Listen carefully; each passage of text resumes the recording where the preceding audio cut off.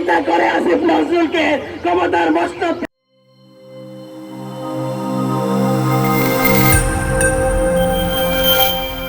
সে আসলেই রয়ে গেছেন। সে টাকা খেয়ে হাইকোর্টের সাথে মেয়াদ মেনটেন করে সমস্ত আসামিদেরকে জামিন করে দিচ্ছে। তাদেরকে জন্য ক্ষমতার মস্তকে বসানো হয় নাই। যেই কথা উপদেষ্টা আছে অবিলম্বে অবিলম্বে অবিলম্বে আইন উপদেষ্টাকে পদত্যাগ করতে হবে, না হলে তাকে শহীদ পরিবার জোতা পিতা করে আসিফ নজরুলকে ক্ষমতার মস্তক থেকে বসাইবে। এই রায়ের এজেন্ডা বাস্তবায়ন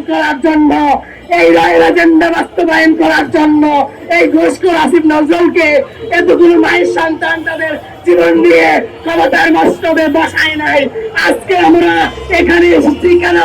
আজকে আমরা 1 বছর হয়ে গেছে, একটা মামলার কেন এই সরকার আনুষ্ঠানিক বিচার করতে পারলো না? সে ব্যর্থ সরকার হিসেবে নিজেদেরকে মানুষের কাছে দিন দিন ব্যর্থ সরকার হিসেবে পরিচয় করতেছে। তারা আজকে বিচার নিয়ে একটা মামলার আনুষ্ঠানিকটা বিচার হয়েছে না, আনুষ্ঠানিক বিচার কার্য শুরু করেছে। তারা নিজেদের ষোলআনা ভোগ বিলাসিতা আর প্রটোকলের জন্য ক্ষমতার মসনদে বসেছে। আজকে শহীদের হত্যার বিচারের জন্য কেন আমাদেরকে রাস্তায় নামতে হবে?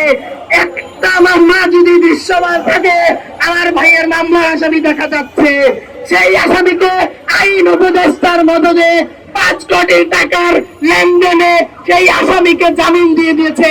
তাহলে বলেন রাষ্ট্র কি বিচার করবে? এই রাষ্ট্রের জন্য কি এতগুলো মায়ের সন্তান তাদের জীবন দিয়ে এই দেশটাকে স্বাধীন করে গিয়েছে? আমরা আজকে অবিলম্বে যেই কোর্ট থেকে বৈষম্য বিরোধী ছাত্র আন্দোলনের হত্যা মামলাগুলোর জামিন দিয়েছে, সেই বেঞ্চের বিচারপতিদেরকে বহিষ্কার করতে হবে, তাদেরকে বরখাস্ত করতে হবে, আইন উপদেষ্টাকে আজকেই পদত্যাগ করতে হবে। আমরা এখানে ঘরে অবস্থান কর্মসূচি